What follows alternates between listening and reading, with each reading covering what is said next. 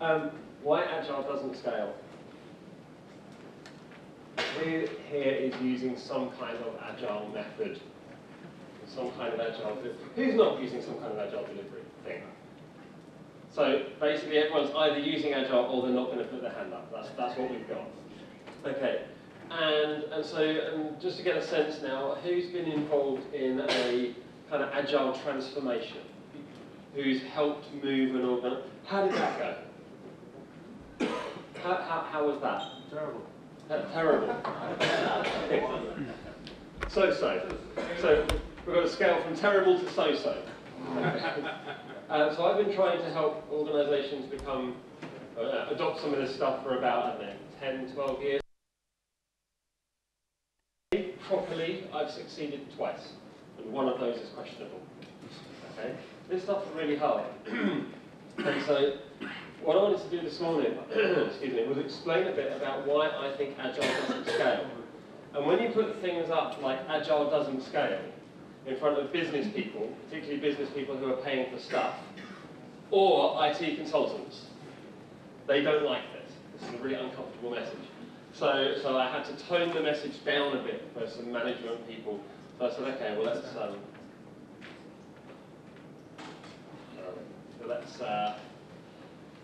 go with how Agile can cross the chasm.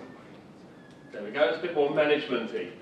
How Agile can cross the chasm and why it usually doesn't.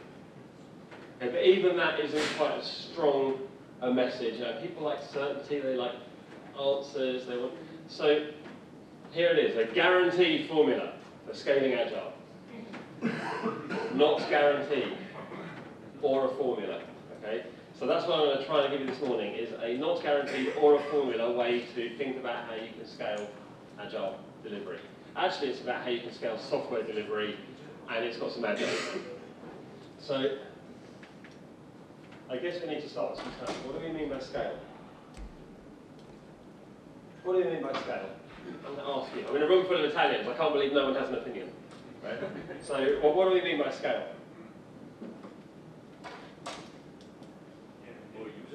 More users, more, yeah, bigger user base, that could be scale. What else could be scale? More developers. Lots of developers. We can have loads of developers, and we've got to try and get them all pointing in the same direction. More projects. More projects. More projects. More stuff. Okay, so... More complexity. More complexity. Well, let's start there. More complexity. Let's start with bigger problems. Can you use Agile methods to solve bigger problems? Well, I would say not only is the answer yes, it's demonstrably yes, it's provably yes. I've seen, I'm sure some of you guys have come across, big problems, quite often very large, very complex problems, don't necessarily need big solutions. Okay? That's just an assumption we have as humans. So, the example I give, because it blows my mind every time I think of it, is there's a guy, so I used to work at a software company called ThoughtWorks. And there's a guy there, a Swedish guy, Ola Bini, and he spent 18 months curing cancer. Pretty cool, right? He spent 18 months working on a machine learning system to understand the pathology and the treatments of, I think, hundreds of thousands of patients across many, many, many different... So he had to learn genome research, he had to learn how cancer pathology works, he had to learn machine learning, right? He just built all these things. But it was literally a team of 4 people. And they were writing in Clojure, in like a list. So basically a tiny, tiny language, tiny, tiny team, solving a thing with billions of data points. Okay, well, not, so, and the point of this work was to understand what's the best sequence of treatment to create the most likely positive outcome. Which no one knows what the right sequence of treatment is, but if you get enough patient records, you can probably get a machine to figure it out. That was kind of, I just think that's amazing. That's life-affirming, that's like proper software. So big problems don't necessarily need big teams or big solutions, and I think Agile iterative development is a really good fit for that. So what about bigger solutions then? What about when I just need to solve a big thing? Well, big things can grow.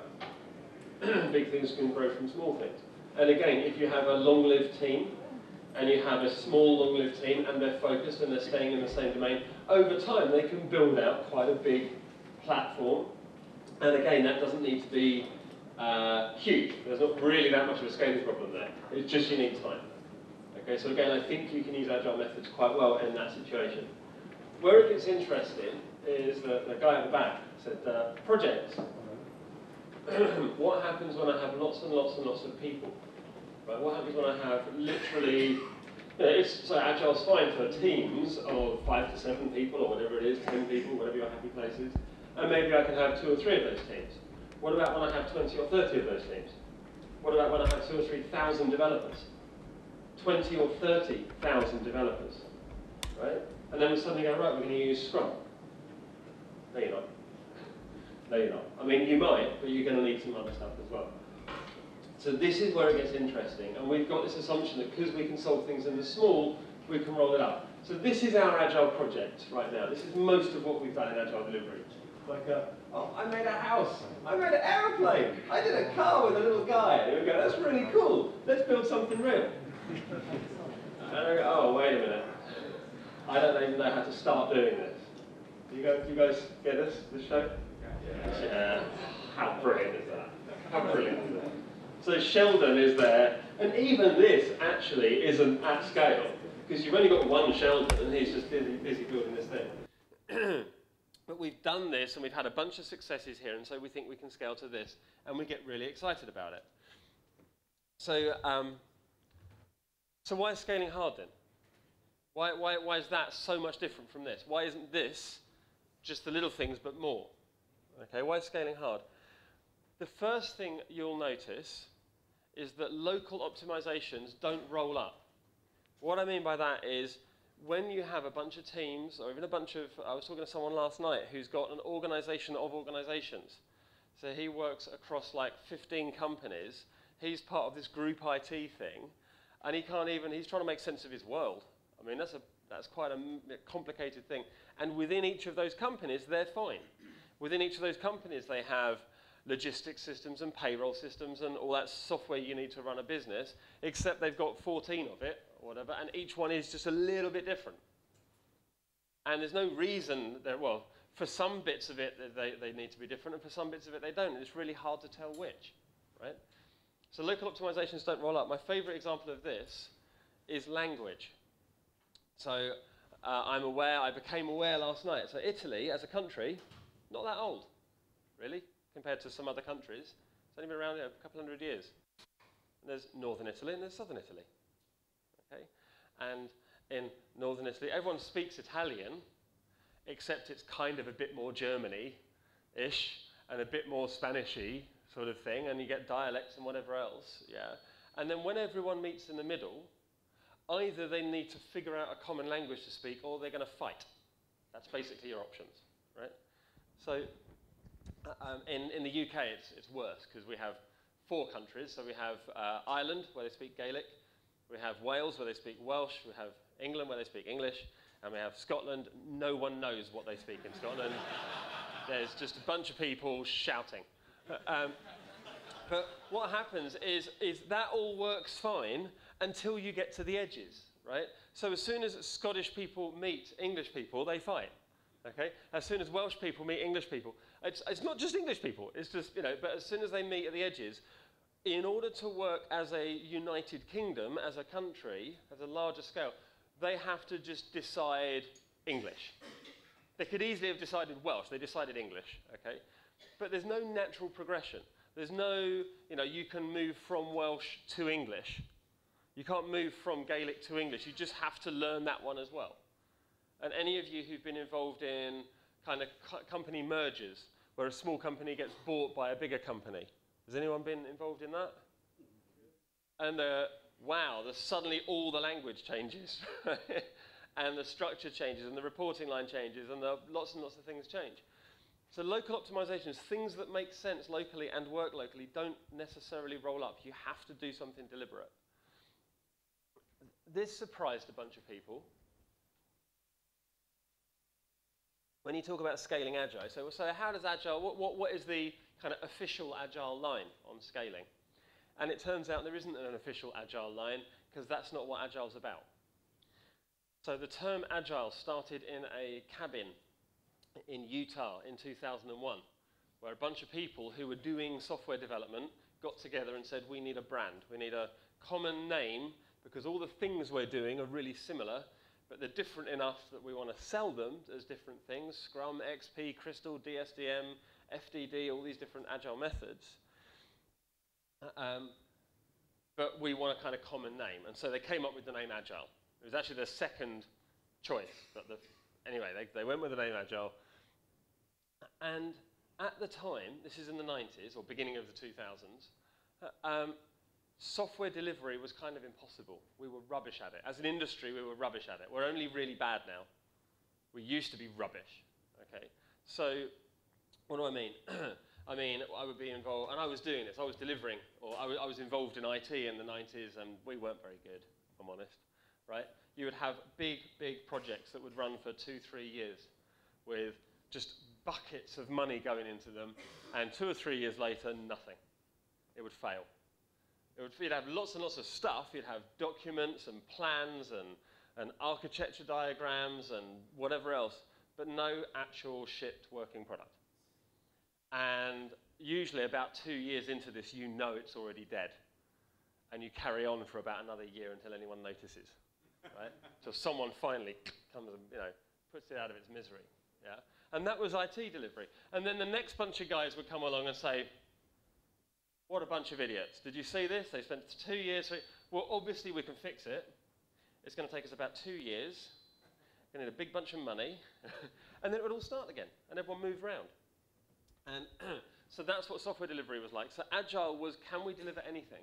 So it's all of the Agile methods are team scale solutions. They're how to get a small team of people delivering software reasonably regularly.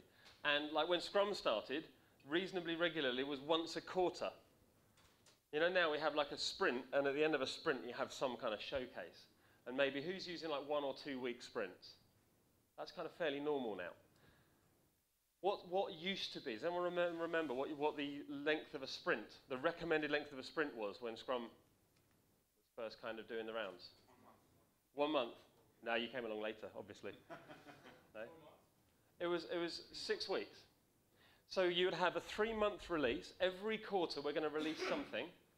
And people are going, oh, that's impossible. You can't release anything every quarter. It takes 6 months to get a server. Right? So every quarter we're going to release something. And rather than just running blind for that quarter, we'll pause halfway through. So that's like 12 weeks. We'll pause halfway through that 12 weeks. And we'll call that a sprint. And then we'll sprint to the finish. So we sprint to halfway and we sprint to the finish. And that's where the term sprint came from. So 6 weeks. Right? I can now build, deploy, test, market, ship, fail, start over again, an entire product in about a week. Right? So can you guys. Yeah? Things like getting hold of a server used to take months, is now I can spin up 1,000 servers in a morning. And they're not even my servers. It's kind of cool. I don't have to pay for this stuff. But the point is, Agile doesn't have an opinion about scaling. That wasn't the problem it was trying to solve. It was trying to solve, can we get anything out the door? Now we've gotten good at getting things out the door. Now we're trying to get bigger things out the door. So that's good. We've got the next problem now. But Agile doesn't have an opinion. And the thing is, when you start working at scale, when you start working on multiple projects, multiple programs of work, some of these things are not like the other things. I'll give you an example. Once upon a time, and this is back in the mid-2000s. Yeah, mid-2000s. I was on a project team. There were 4 programs of work about the same size, about 50 people, all running in parallel. So this is 4 projects. Can you guess which one was my one? One of these was being run in an iterative, agile type way. The other 3, very traditional Gantt chart type model. Okay? So this is what it looked like if you were managing this set of projects. This is what they looked like. And every month we would report our status. And we used a thing called RAG, red, amber, green. Anyone here using RAG status? Is that a new thing? Okay, so the idea is that you have, at a project board every month, you say green if everything's okay. You say amber if your project's in trouble, if you need some help, but you're not going to fail. And you basically report red if you're going to fail, if you think the project's going to fail. And so, of course, we're only a month in, everyone's reporting green, it's all good. Following month, everyone else is fine, we're reporting amber. And they're like, who do we need to fire? Right, whose fault is this? Whose fault is amber? And we said, no, amber just means that we need you as a program team to make a decision that we can't make as a project. And we're like, we wanted to spend a bunch of money on a database, and do we buy Oracle, do we buy SQL Server, do we buy, what should we, I mean, we could just make a decision, right? But that's one of those local decisions that doesn't roll up. So we want you guys to decide what we're all going to use, and then they said, oh, you want us to make a decision? We don't usually make decisions, we usually just tell people off. So they said, okay, well then use, buy Oracle or whatever, so we bought Oracle. And then we're green again. Carried on, next month, it was like, we're amber. Like, what? So we became known as the whiny project.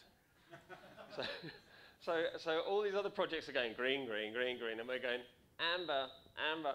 Like this, because we wanted help. We were saying there's stuff that needs to happen at a program scale that we can't make that decision. And so they said, oh, okay, we're going to, stroking their beards and things. And then, so then the next month we were red. And they said, wait a minute, should we cancel it? We're going, no, don't cancel it. Remember last month we needed you to make a decision? Well, you haven't made the decision and now we're in trouble. So can you make a decision? And they went, oh, you should have asked. Okay. And then we're green again. And anyway, it's carried on through the rest of the year. And all these other projects were reporting green, green, green, green. Why were they all reporting green? They didn't know. They weren't lying. They weren't going, let's just tell them green. They didn't know because they weren't measuring the kinds of things that tell you when you're going to fail. Which means that happened. True story. Okay? Got to the end of the year, 3 of the programs of a similar scale, 50-odd people over a year, failed. 1 of them landed. Okay? Our one. Now, part of that is, woohoo! Right? Another part of that is, we failed that company. Right? We failed that company because we had a duty of care. We could see the other 3 programs were in trouble. We could see they weren't measuring the kinds of things, and we tried to help them and they didn't want our help. But none of those should have failed. It turned out, because they had a really good business strategy, the one piece that delivered made enough money that the following year they could fix the other things. So they're still going, so it's all good. It has a happy ending. But this isn't a one-off, this happens a lot. So when you're at that kind of level, looking across these things, when one of them doesn't make the same noises, that becomes difficult. Okay, so a few years ago, a chap called Richard Durnall, he's a British guy living in Australia now. He wrote a fantastic article called Agile Adoption Patterns, and he describes these sort of 6-stage model of how organizations change. So this is a brilliant, brilliant article. It's not about Agile, and it's not about patterns. It's kind of not about adoption, but apart from that, it's a really good title. It's a model of organizational change, is what it is. And he talks about it in terms of things breaking. So he says, the first thing that happens when you introduce change is the people break. What does that mean? Well, that means all the things I believe and all the things I know how to do and all the stuff I was doing becomes redundant or shifts in a way that's uncomfortable. How many of you were project managers and are now scrum masters after a weekend's intense training? Right? Or how many of you work with people who were project managers and are now scrum masters? And it look like the same people and they sit at the same desk and they do fairly similar things, right? But the people break, and the noise of people breaking is this. It's all going wrong. Get rid of the change guy. It's all going wrong. He doesn't know what he's doing. She's crazy. She's just stopped her change in the company. Okay, and the people break. And then what happens is the people start understanding why you're doing this stuff, and they start kind of making the transition. And then the tools break. So what does that mean? That means the things you used to use that used to help you in the old world don't work in the new world. Tools like planning and tracking tools. Tools like how you used to build and release software, how you used to manage things. All of your management tools break. Okay. Then what happens? After that, the governance breaks. And that previous example is an example of the governance breaking. So when I have many different projects and some of them are making different noises, it's really hard to figure out whether things are okay. And especially if things are reporting that they are okay and then suddenly fail in an unexpected way. Okay, so the governance breaks. Then what happens? Well, then the customer breaks. What does that mean? Bless you. What does that mean? The customer breaks. So in XP, you have what's called an on-site customer. So this on-site customer sits in the team, knows everything, okay, can answer all the questions, acts as your customer. In Scrum, you have a product owner. The product owner sits near the team, has all the answers, is magically omniscient. This isn't that kind of customer. This is a 50-headed, screaming, political, multiple different agendas customer. Okay? This is that customer. This is the customer who's going to tell you one thing one week, another thing the next week, and it's your fault. Okay? And so your model of who you're delivering to breaks. Yeah? Then the money breaks. Money breaks. So we're used to batch funding of things. We call a batch of money, we call it a project. So we take a bunch of money and we slice it up and we call it a project. So I noticed someone, there was a Beyond Budgeting talk yesterday, wasn't there? Or there was a few mentions of Beyond Budgeting and throughput accounting. I'm going to mention that again a bit later this morning. The money breaks. We don't know how to fund things, and we struggle with that. Finally, if you get all of these things lined up, finally the organization breaks, and you've won. Okay? So the structure of the organization, this hierarchical, complex thing, needs to be a different shape if you're going to have a loose network of people doing work. Okay, you need a different shape. So I took this structure, this model, Richard's model, and I just thought this is brilliant. And one of the things I use this for is if I'm coaching, like a CIO, I'm coaching a senior manager, and I say, okay, here's what's going to happen. These things are going to happen. Okay? And then a few weeks in, someone comes running in and they say, I've got to talk to you, everything's breaking. And then the CIO's like, I've been waiting for you. What do you mean? Yeah, you're about a week late. I thought you'd have started breaking by now. And then sometime after that they go, all of our project management tools are breaking. He's like, good. And the thing is, these are good noises, but if you're not ready for them, they scare you. So I kind of drew them as you are here. To a first approximation, you are here. And in fact, my experience is that most agile adoptions, most change programs, never get past the second stage. Never get past governance. Okay? So this is my totally unscientific picture of what change looks like. Okay? I'm going to say it again, it's unscientific. This is subjective, this is based on my own observation and nothing more. There is no data behind this. Having said that, I think it's true, because it's my model. So you imagine. So what you have, the curve is, resistance is a subjective model of how hard it is. Nothing more. It's like, how hard is it to get stuff done? It's not that hard to get people excited about some of this stuff. Particularly, I find at the top and the bottom of an organization. At the bottom of an organization, the basic message is, be free. Be free, run, build software, ship stuff. And they all go, oh, thank you. And at the top of the organization, you say, you're going to get better stuff faster with less risk for less money. And they say, yes, please. Because they wouldn't not say yes, please. And then you start squeezing the organization. Everyone in the middle splits into two. So on one side, you get people going, oh, thank you, now I can get some work done. On the other side, you get all the people saying, I don't know what you're doing, and you've taken away all the stuff I used to hide behind. This is what I think good management is, and you're making all that go away. And so people start to kind of, divide. And so has anyone read the book Crossing the Chasm? A few hands. Okay. So Crossing the Chasm is quite a famous marketing book. And in it, they have a similar model to this. And the idea is that when you have a new idea or a new product or a new thing, you start off here with what they call the pioneers. So the pioneers are the people who try some new technology. And then you have the early adopters.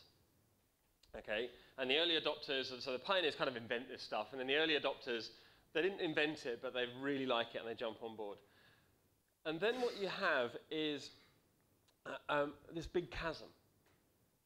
And even though you've got a bunch of early adopters and you've got a lot of interest in your product, there's a point at which it shifts and becomes mainstream. And he draws it as a chasm because it isn't a continuum. Suddenly, it's like being like a 10-year overnight success. Yeah? So suddenly, your product is popular. And there's been tons and tons and tons of marketing research into why this happens. And the answer is, we don't know. Otherwise, it would be easy and you could just make that happen with any product. But I saw this as same sort of thing happening with agile adoption. And so I call this thing the chasm of credibility. Okay, this is the chasm of credibility. On one side of the chasm, you've got all these agile guys going, we should have sprints and we should work in small teams and we should do that. And on this side of the chasm, they're saying, how much is it going to cost? When is it going to be ready? We can't tell you that. Let's do this again. How much is it going to cost? When is it going to be ready? Well, so what we're going to do is we're going to run a few sprints and we're going to measure our velocity and we're going to measure our burn up. And using our velocity and our burn up, we can calculate how many story points it's going to be until we can... What? How much is it going to cost and when am I going to get it? What's a story point? How much is a story? How much do I spend on a story point? We don't know. We're going to stop. And this happens. I hear this conversation. And to be fair, I've been both of these people. Right? I've been this guy saying, oh, just trust me. Just be fine. It'll be okay. Give me your money. Trust me with your money. And then here they're going, you're an idiot, right? I've been doing this for 30 years, and you come along with your no teams and no projects and no time schedule, and you expect me to just hand you money. It's like, yes, we're agile. And you can understand why they might be a bit skeptical. So what I want to look at here a bit is governance. What does governance mean? What do we mean by governance? So a few years ago now, when I was still at ThoughtWorks, I came up with a really nice model of delivery. And I'm sure you've seen similar models to this all over the place. So this is nothing new. It's just a framework to hang the word governance off. So we have execution is kind of day-to-day project delivery, software delivery. Execution is building things, testing things, deploying things, running things, all of that stuff. All the things we do day-to-day in software teams. That's execution. Okay? Once you have several projects across a program of work, and those several projects need to coordinate, then we want a thing called delivery assurance. So delivery assurance are all the things on track in my program, and has anything fallen through the cracks? Has anything fallen through the gaps? Because it's really easy when you have 5, 6, 10, 30 project teams running alongside each other that everyone thought someone else was doing that thing. So delivery assurance is like, are we on track? Where are the gaps? All that kind of stuff. And then within that, you have governance. So governance is then, how do I manage multiple programs of work as a portfolio? So this whole piece on the right, on this top two things, we call these portfolio management. Again, a lot of us haven't seen this or won't see this. It's kind of above our pay grade, right? But this stuff happens. This is happening in organizations. So let's take a look at those. Then what happens in execution? What's execution about? So execution is about this, what's known as the Deming cycle. Edwards Deming describes this cycle where you plan something, you figure out what you're going to do next, you do it, you check it, and then you adapt based on what you've learned. So that plan, do, check, act cycle might be every sprint. So every sprint we're going to plan what we're going to do for the next 2 or 3 weeks. Then we're going to do it, and then we're going to check at the end of it with a showcase, and then we're going to see if we need to change the plan. Okay? It might happen every day, you know. So I did some work with Spotify last year, and they were really fun. You know all that stuff you see about Spotify being a really cool company, and they've got like unicycles in the hallway and all this? It's all true. It's really annoying. Like really cool. They're really cool when I'm all middle-aged. But no, so they have a similar model, but they call it think it, build it, ship it, tweak it, which I really like. So think it, just have the idea, yeah? Build it, ship it, get something out the door, and then based on feedback, tweak it. And they're doing this daily, multiple times a day. Yeah, it's crazy. So this is team scale. This is team scale execution. This is locally optimized execution. Do whatever you guys think is best for your team. You do whatever you think is best for your team, okay? So that's how we're going to do. That's what execution looks like. We're good at this. This is Agile. This is the stuff that 14 years ago some people got in a room and decided to describe as Agile, but for 20 years before that they've been doing it, really. I mean, we've been doing this for decades and we've gotten good at it, I think. You know, build automation, deployment, cloud, all that kind of stuff is making this a lot more straightforward. So what about delivery assurance then? So what happens in delivery assurance? So we've got all this stuff happening in execution. In delivery assurance, what are we doing? We're looking at cross-team concerns. We're looking at cross-team concerns like where are things that impact multiple teams. So again, the example I was giving earlier where we need to choose a database. At a team scale, it really doesn't matter. What do you prefer? What's your preferred database? You could just, or preferred storage technology of any description. I need durable data. What are we going to use? Text files, right? I love this, man. Okay, we're going to use text files until we can't use text files anymore. We, at the risk of knocking MongoDB, I think MongoDB is great, but we were using it for the wrong thing. We were using it for logging. And we were putting tons and tons of stuff into MongoDB, what we call capped collections. All our log messages were going into this big thing. And then we were using queries over this to search for logs and whatever. And we found that that was becoming a bottleneck in our application, was getting stuff into the log files and the log database. So we dumped it in a flat file instead. And we used grep. And grep was about 200 times faster than the built-in query engine. Because it turns out people have been optimizing grep for about 40 years. It's quite good now. And it turns out people have been optimizing files on file systems for about, I don't know, 60 years, right? We're quite good at that now. So yeah, I'm a big fan of flat files. But it doesn't matter, right? And over here he's using a different flat file format, different record format. And over here he's using SQL Server. And that's okay. Until we have cross-team concerns. That becomes a delivery assurance problem. So the thing that you've got in your project, that's fine. What I might do as the delivery assurance person across multiple projects is say, okay, well, because you're about to do that, let's get a few people in a room and figure out what's going to make sense for the program. Is that still a sensible thing to do? And so you start getting these trade-offs. Product trade-offs. So product trade-offs, so okay, your team's doing fine. I'm going to pick on you now because you're flat files. Your team's doing fine. You're way ahead, okay? These guys over here, they're doing fine as well. They're doing the security features. The problem is that we've discovered there's a lot more security to this application than we realize. There's a whole compliance piece, and so I want you to pause on what you're doing and pick up some of the security work. Okay?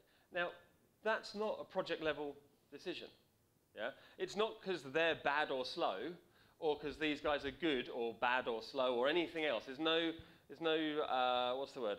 No characteristic of any individual team that meant that decision. What it meant is that the work across the program, the shape of that has changed, so I need to move people around a bit.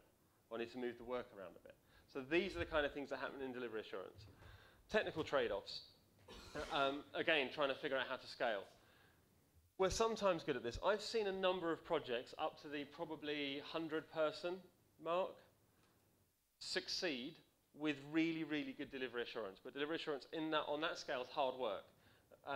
There was one project I was working with, not on, but alongside of, a few years ago, and they had literally, at its peak, there were like 200 people in something like 7 or 8 offices in 4 time zones, building this huge, huge platform.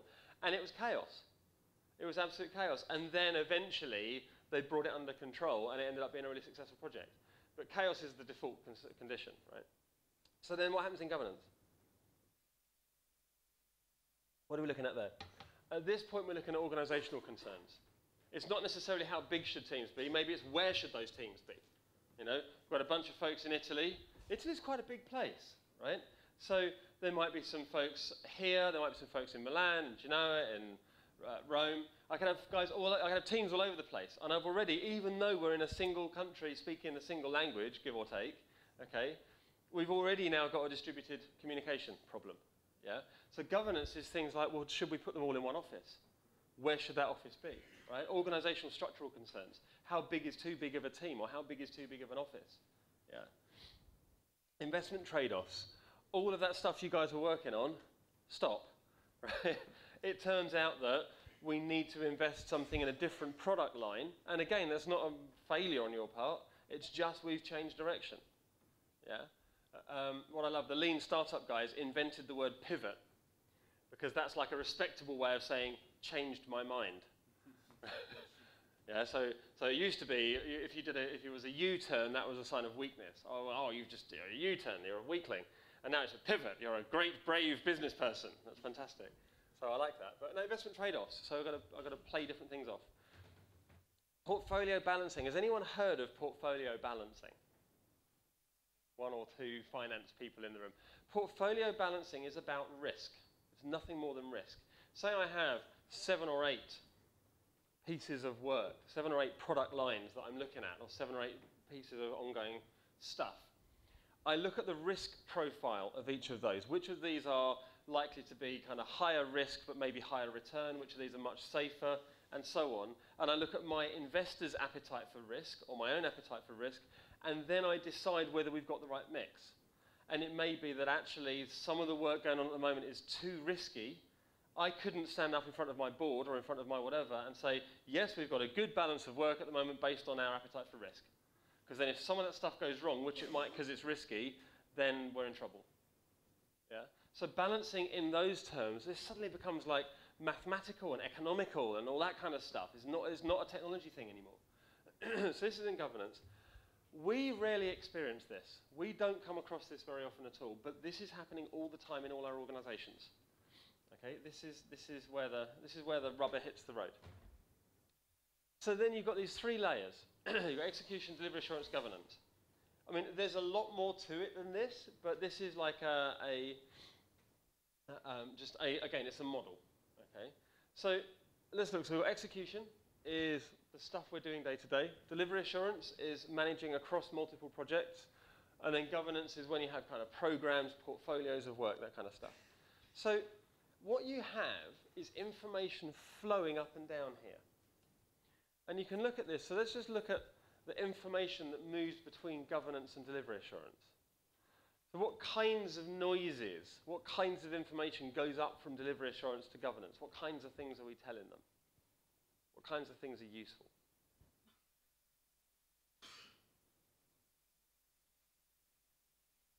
Stunned silence. Is it too early in the morning? Or is it like... I've never asked a question with a room full of Italians and not had an opinion. That's interesting. Can I rephrase the question? Good. So, we have delivery assurance, making sure all of my, the work is happening, as it were. And I've got governance, which is kind of how do I make the various trade-offs and how do I make those choices? What kinds of information is delivery assurance giving to governance? What kinds of things do they want to tell them? You need to know when things are going to finish. I want to know when things are going to finish. Absolutely. How we're doing. Sorry?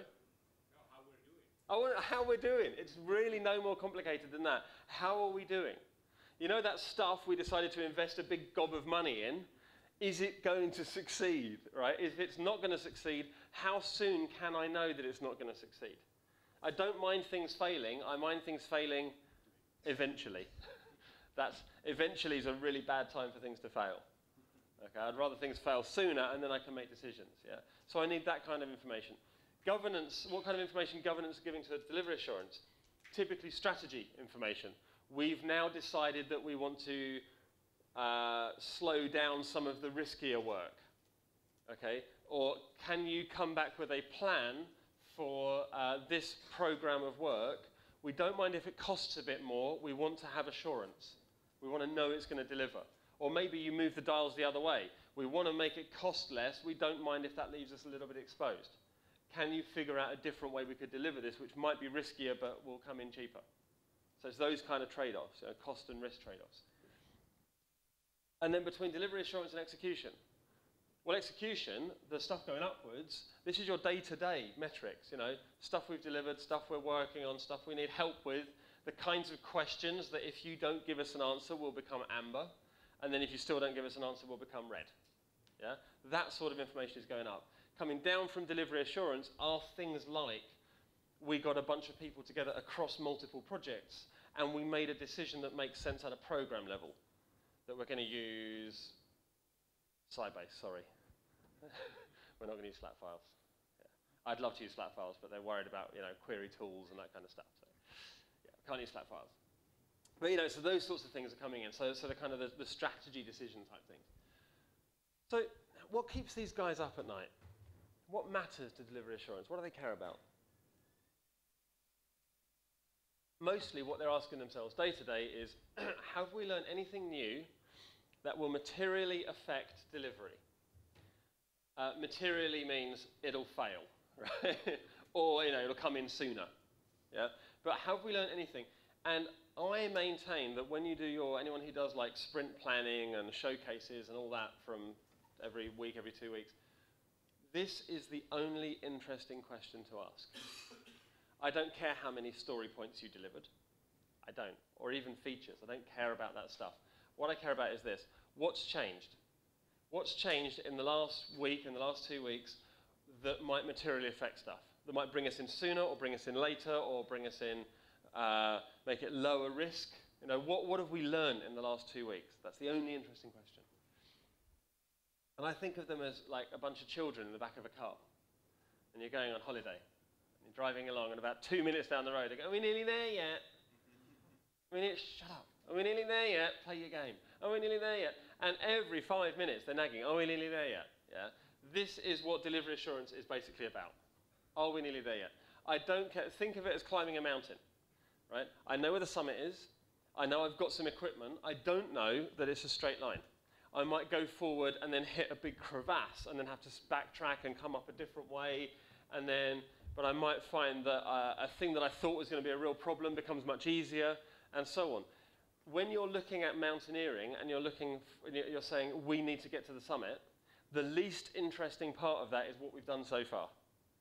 So in terms of planning, let's look back down the mountain at every single zigzag we did, every place we hammered a little piton into the mountain, all of the places. Why?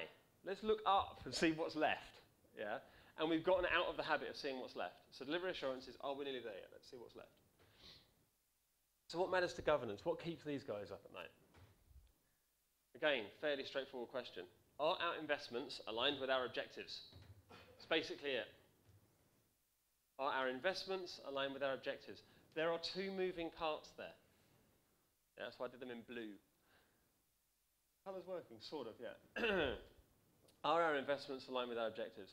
So that means if our investments are surprising us, either for better or worse, okay, that could affect that decision, that could influence that conversation. If our objectives change, that could influence our decision as well. So as our objectives change, are our investments aligned with them, or do we need to change some stuff? Do we need to do things to bring them into line? And then, is there anything we should be doing differently? This is a kind of fairly universal question. Yeah? So this is, at a project you could ask yourself this, in a team, at a program, at a portfolio level. This is organizationally,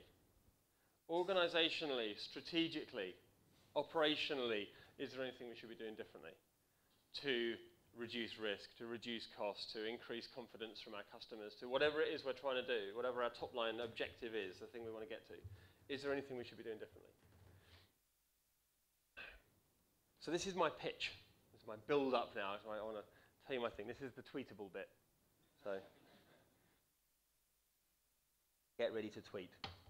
Actually, get ready to tweet in about 2 minutes. So contextual consistency. What I think is the only way you can scale this stuff is to create consistency at scale, but consistency doesn't mean cookie cutter everything is identical, because that will fail. Okay? What it means is we all make decisions in the same way. We all have the same underlying values and underlying guiding principles, which means then we're likely to make consistent decisions. And it might mean that on your project, in that piece of work, a text file is exactly the right way to store stuff. Okay?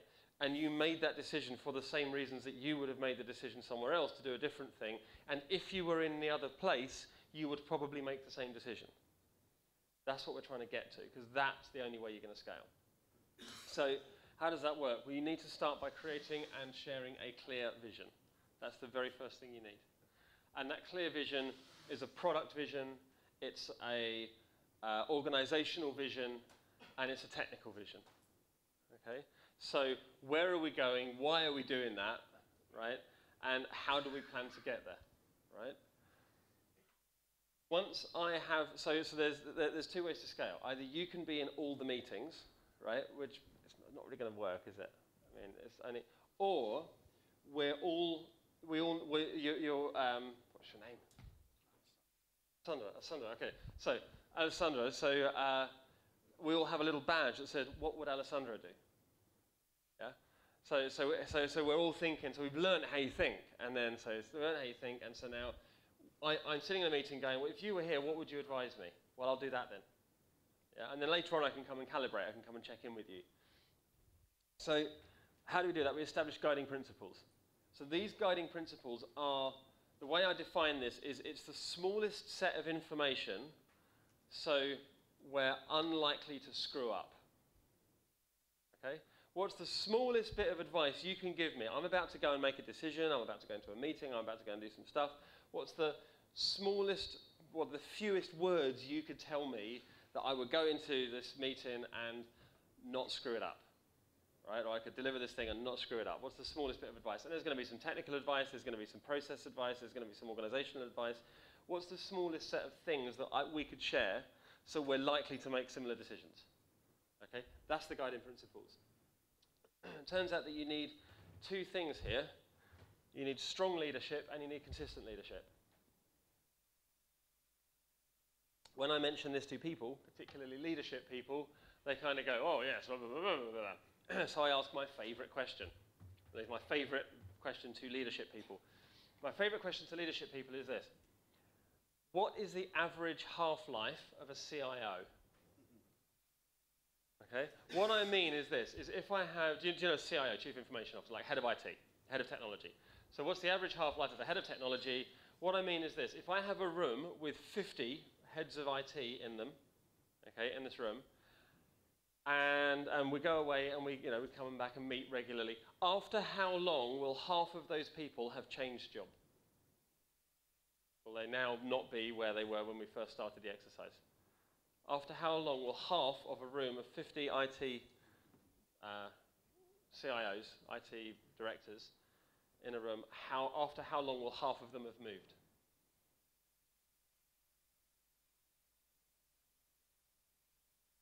Four years, 6 months, 3 years. There's data.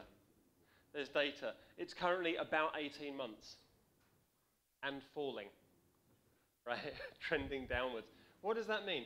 That means literally whoever your head of technology is right now, there is a 50% likelihood that within 18 months it'll be someone else. Right? There's also a 50% likelihood that it won't. So, it's not all bad. But what that means is when you're trying to do something at scale, when you're trying to introduce norms, introduce guiding principles, and bed those things in over time, okay, you need technology leaders and business leaders who are going to stick around. And if you guys are technology leaders and business leaders, you need to be prepared to stick around. This is not a 12-month thing or an 18-month thing. This is not even a 2 or 3 year thing. This is a multi-year thing. Okay? So strong leadership, consistent leadership. So again, you have local decisions guided by guiding principles. So that means that in Wales they can make Welsh decisions, and in England they can make English decisions, and in Scotland they can do what they like, but under a common set of guiding principles. So we have the consistency. And this phrase, I stole this phrase. I completely stole this phrase. Anyone recognize where I stole this phrase from? Transparent, accountable decision-making. Where does that phrase come from? A UK government? No, not quite, not quite. But it's similar. Again, it came up yesterday. This is beyond budgeting. So beyond budgeting, throughput accounting, beyond budgeting says, and this was Björn Bugsnes, Norwegian guy, his name I can't pronounce. So he's the head of finance for a $50 billion oil company, and he just said, yeah, we're not doing budgets anymore. And everyone just went, you're mad. And he said, no, he said, I figured, I reckon we spend around 10% of our effort on budgets. 10% of the effort of this massive organization is planning for budgets, presenting budgets, arguing budgets, defending budgets, horse trading, all the negotiations you do after budget. And the worst one is then overspending at the end of the year to make sure your money goes away. Because otherwise you don't get it the next year. Yeah? Oh, it's December, we should get some consultants in. Which is great if you're me, because I'm a consultant. So what he said instead was, he said, we're not going to do budgets. Everyone gets a checkbook. Janitor, checkbook. Head of IT, checkbook. Yeah? Business analyst, checkbook. Everyone can spend money. Okay? The rules are this. Everything is transparent, everything is accountable. Transparent means if, say, the two of us are flying to the States, okay, and you decide you're going to fly economy, and I'm going to fly business class. It's like, wow, Dan's got this whole fancy business class thing. And then someone asks, and they say, well, how come you're flying economy and I'm flying business class? And it turns out that you're flying out the weekend before, and you're going to spend a couple of days in New York, and it's going to be fun and whatever, and you don't mind traveling economy. I'm going to be flying in overnight, landing, walking straight into a meeting. Okay? I probably want to have had some sleep. Yeah? Now, what I could do is go out a day earlier, stay in a hotel. That's probably going to cost a similar amount anyway. And so the decisions are different decisions, but they're transparent and they make sense. Yeah? So let's do it the other way around, so you get to fly business class. There we go. And so if all of the decision making is transparent, people can learn from each other's decision. If everything's accountable, people act like adults. You can either treat people like children and they'll act like children, or you can treat people like adults and they might surprise you. Okay. So, this is the tweetable version of contextual consistency. Given the same context, given the same constraints, we're likely to make the same decisions. That's all I want. That's all I want. All I want is that in the same context, we're likely to make similar decisions. Because then, all kinds of cool things happen. Then I can look at the decisions you made, and from the decisions you made, I can infer your context. Right? So, oh, you did the flat file thing. Excellent. There's now a bunch of things I know about your context, because I know that you make decisions the same way I do. If you just make decisions because that's the mood you're in, you don't have any consistency. Okay. So, last few minutes then, I just wanted to share some of my guiding principles. These aren't best practices. There are no best practices. These are some things that I find useful sometimes. Okay? So you might find them useful sometimes too, is as far as I'm prepared to go. So here's a bunch of things. I could probably spend the rest of the day talking about these things, but I'll just very quickly introduce a couple of them. Never the expert. This is a chap called Chris Matz. And Chris Matz, he is a business analyst, and he's a delivery kind of coach in the UK. And he came up with an idea of what's called staff liquidity, or skills liquidity. And you can think of skills and capabilities, things that people can do, like a financial product. So, because he's in finance, and so he models everything like a financial product. So he says, okay, so something like C++ skills, okay, that's a fairly illiquid skill.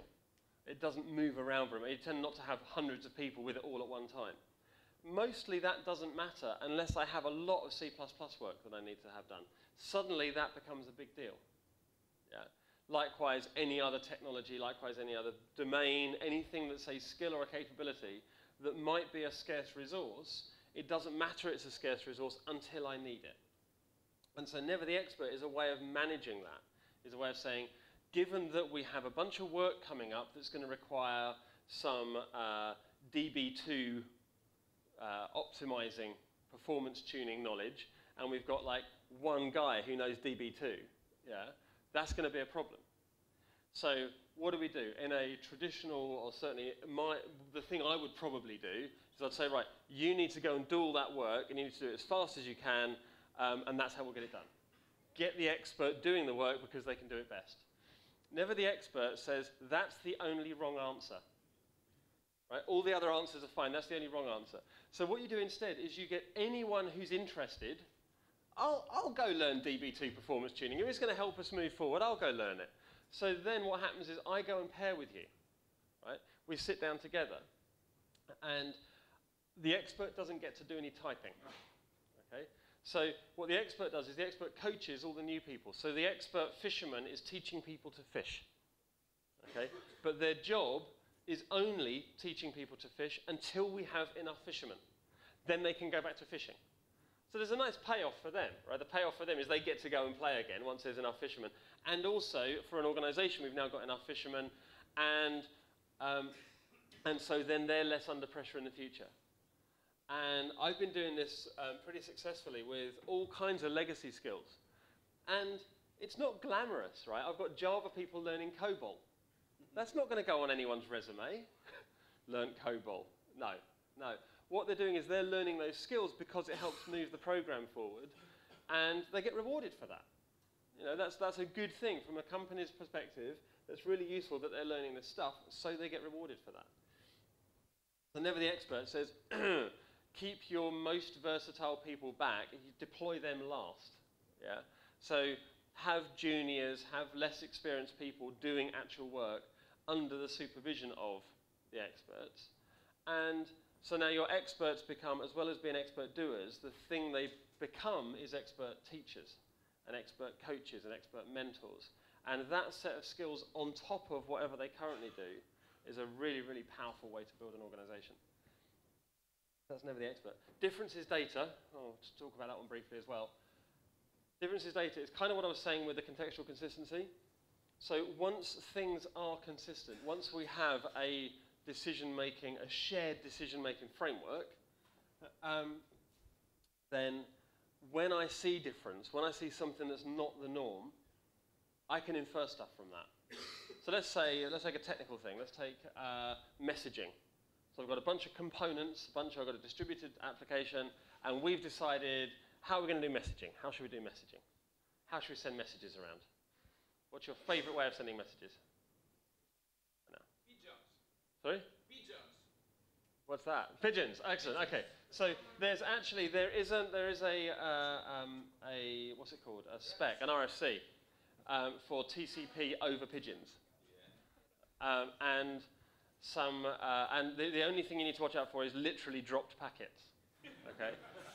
and Norwegian students a few years ago, it was done as an April Fool that day, 10, 15 years ago, and then a bunch of Norwegian students implemented IP over pigeons. So okay, so we're going to use pigeons. So we use pigeons. So we're going to use pigeons, except in this one place where he's not using pigeons, he's using tin cans and string. And he's like, 1, 0, 0, like that. And they go, what? No. Okay, so let's use HTTP. Let's do that. So anyway, so I find somewhere else that they're not using pigeons. Okay, they're not using the standard protocol. That tells me something. What might it tell me? What things might it tell me? Different constraints. Maybe that he's got just different context and pigeons aren't going to cut it. Maybe he thinks pigeons are stupid way to send stuff around and he's just not going to do it. Well, that happens. You know, oh, I'm new and hip and, you know, we don't use pigeons anymore, we use mice. You know, surely you're not sending stuff, still sending stuff with pigeons. Mice are much more reliable, right? And so on. And so they might have a newer technology. Or maybe he just never got the memo. Maybe no one told him. Yeah? Maybe no one said, we use pigeons. And so he just made up whatever made sense. But as soon as I see difference, I can infer stuff. I can start to have that conversation. If everything is different just because everything's different, if there's arbitrary choices, including pigeons, right, as different ways of moving messages around, I can't reason about that. I can't look at a single instance and say, you're using JSON over HTTP, you're using mice, and you're using pigeons. Is any of that significant? You know, I don't know. if everyone's using JSON over HTTP, apart from these guys here who are doing low latency in-message memory barriers, then I can go and ask them, and it turns out that they're doing some speed critical stuff, and JSON over HTTP isn't fast enough. But they made that trade-off. Yeah. And so difference is data only in a context where we have consistency. Okay. The last one, I just want to briefly mention, I think this doesn't happen enough. Share your toys. Share your toys is this. How many people here are in a project team of fewer than about 10 people? How many are in project teams how many are in project teams with bigger than 10 people, with like lots and lots and lots of people? Okay. How many people aren't in project teams? There's like no hands going up at all. Is anyone here? Hello?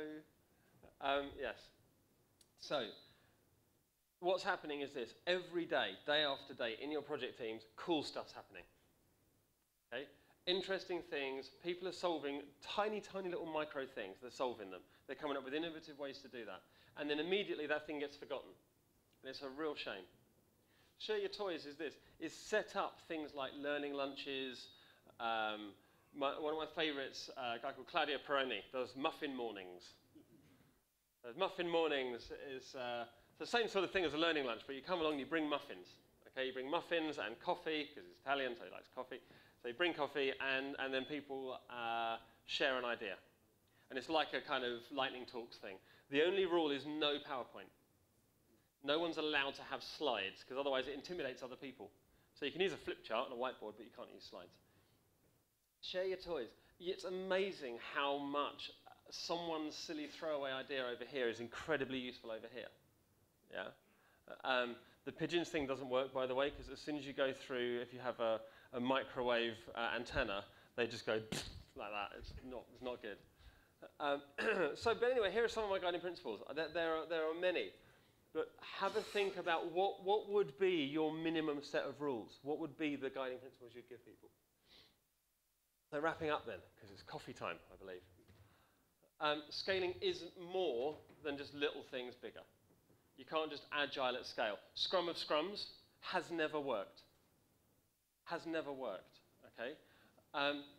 One of the fun things when you start digging around this stuff is all of the existing agile, scaling agile things like SAFe and DAD and all of that stuff, all of these new scaled agile methods, and Scrum of scrums and all the other things.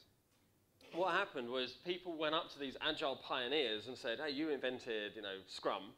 How do we scale it? And they just suddenly went, we need an answer to this. And they didn't say, do you know what, we've got no idea. That's a really good question, we've got no idea. Yeah? They said, well, if you just had a Scrum made up of all the people, one person from each Scrum, and you could just, okay, show me the data. No data, right? And so scaling is more than just small things bigger. It's substantively different. You need guiding principles, you need strong leadership. To get strong leadership, you need long-lived leadership, which means you need people who are prepared to actually do this and invest for the long haul. Crossing the chasm of credibility is hard. It's not impossible, it's hard. It's not the default state. The default state is that you won't. Okay? It takes a bunch of work to get there.